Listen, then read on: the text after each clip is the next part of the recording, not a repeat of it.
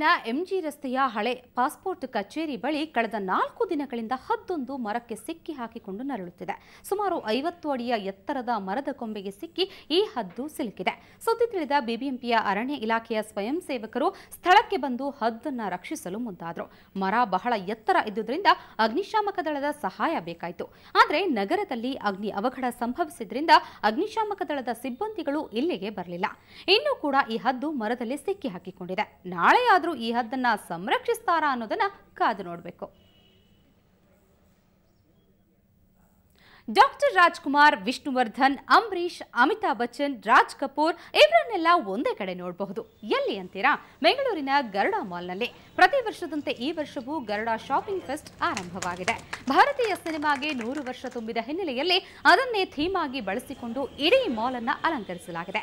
ಭಾರತೀಯ ಚಲನಚಿತ್ರರಂಗದ ದಿಗ್ಗಜರ ಪ್ರತಿಕೃತಿ, ಸಿನಿಮಾ ಸೆಟ್ಗಳು, ದರ್ಬಾರ್ ಹಾಲ್ನ ಸೆಟ್ ಮನಮೋಹಕವಾಗಿದೆ. ಇಂದು ಸುಮಲತಾ ಅಂಬರೀಶ್, ರಾಕ್ ಅಂಡ್ ವೆಂಕಟೇಶ್, ನಟ ಯಶ್ ಈ ಶಾಪಿಂಗ್ ಫೆಸ್ಟ್ ಅನ್ನು ಉದ್ಘಾಟಿಸಿದರು. ಸಂತೋಷ ಅನಿಸುತ್ತೆ. ಕಮಿಂಗ್ ಫ್ರಮ್ ಫಿಲ್ಮ್ಸ್, ನಮಗೆ ಭಾರತೀಯ ಸಿನಿಮಾ 100 ವರ್ಷದ ಸಂಭ್ರಮ, ಅದನ್ನು ಒಂದು ಶಾಪಿಂಗ್ ಮಾಲಲ್ಲಿ ಮಾಡ್ತಿದ್ದಾರೆ ಅಂದರೆ ಇಟ್ಸ್ ಒಂಥರ ಹೊಸ ಐಡಿಯಾ. ಇದು ತುಂಬ ಚೆನ್ನಾಗಿ ಮಾಡಿದ್ದಾರೆ ಅವರು. ಸೆಟ್ಸ್ ಆಗಲಿ ಅಥವಾ ಟೆಂಟ್. ಬೆಂಗಳೂರಿನ ನ್ಯಾಷನಲ್ ಕಾಲೇಜು ಮೈದಾನದಲ್ಲಿ ನಡೆಯುತ್ತಿರುವ ಕನ್ನಡದ ಹಬ್ಬಕ್ಕೆ 2ನೇ ದಿನದ ಸಂಭ್ರಮ. ಇಂದು ಕೂಡ ಶ್ರೀ ಸಾಯಿ ಸಂಭ್ರಮ ಸೌರಭದಲ್ಲಿ ಕನ್ನಡದ ಹಲವಾರು ಕಾರ್ಯಕ್ರಮಗಳು ಕಳೆಗಟ್ಟಿದ್ವು. ಅದರಲ್ಲೂ ಮಕ್ಕಳು ಪ್ರದರ್ಶಿಸಿದ ಮಲ್ಲಕಂಬ ನೋಡುಗರನ್ನ ರೋಮಾಂಚನಗೊಳಿಸಿತು.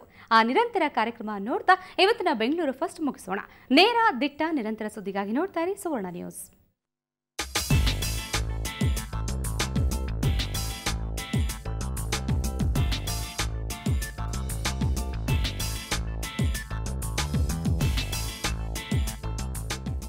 ಆರು ಅಡಿ ಎತ್ತರದ ತಂತಿ ಮೇಲೆ ಆಸನ, ಮಲ್ಲಕಂಬದ ಮೇಲೂ ಮೈ ನವಿರೇಳಿಸೋ ಪ್ರದರ್ಶನ, ಬಾಟಲಿ ಮೇಲೆ ಮಾಡಿದ ವಿವಿಧ ಸಾಹಸ.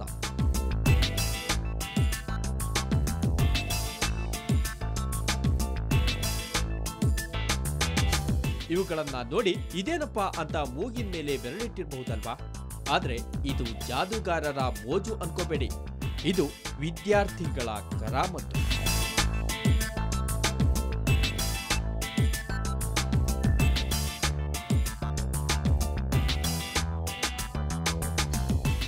ಅಂದ್ಹಾಗೆ ಇಂತಹ ಮೈ ನವಿರೇಳಿಸೋ ಪ್ರದರ್ಶನ ನಡೆದಿದ್ದು ಸಂಭ್ರಮ ಸೌರಭ ಕಾರ್ಯಕ್ರಮದಲ್ಲಿ.